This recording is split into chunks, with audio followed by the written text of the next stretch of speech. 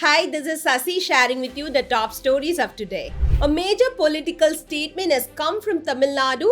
DMK Minister S. Raghupati has alleged that the BJP sent senior leader K.A. Sengotain to Vijay's party as a sleeper cell. According to the minister, Sengotain joined TVK with a secret political mission and is working for the BJP from inside the party. The minister says this will be proven soon. Sengotain recently left ADMK after many years in the party and then joined TVK. The BJP has not responded officially to this allegation yet. This statement has created strong debate in Tamil Nadu politics.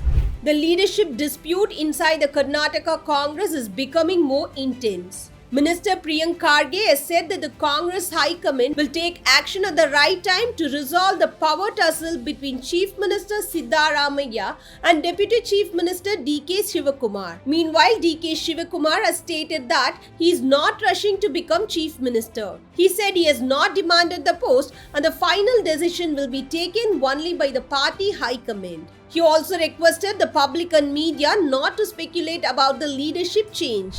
A strong political statement has come from Congress leader Pawan Khera against Assam Chief Minister Himanta Biswa Sarma.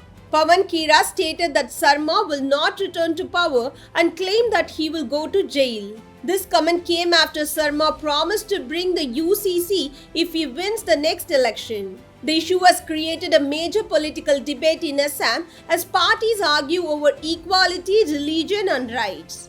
The war of words is expected to continue as elections approach.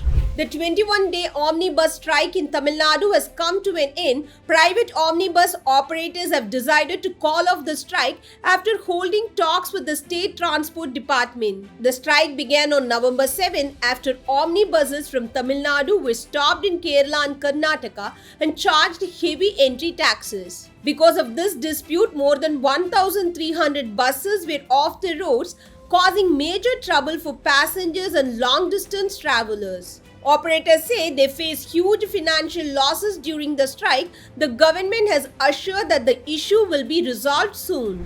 Cyclone Ditwa is moving towards the Tamil Nadu, Puducherry and South Andhra coast. According to the latest forecast, the cyclone is expected to reach near the coast by the morning of November 30. The storm is currently moving from the Bay of Bengal and is getting stronger. It may bring heavy to very heavy rain, strong winds and rough sea conditions in coastal districts. The weather department has issued red and orange alerts in many coastal areas. Rescue teams have been deployed and fishermen have been warned not to enter the sea. US President Donald Trump has announced a permanent pause on migration from what he calls third world countries. The announcement comes after the Washington DC shooting where an Afghan national is accused of shooting two National Guard soldiers. Trump said the new policy aims to protect national security and prevent similar incidents. He also stated that federal benefits will be stopped for non-citizens and migrants considered a security risk will be deported. The decision has sparked strong national and international reactions and further details are expected soon. A massive fire broke out in high-rise apartment complex in Hong Kong on November 26.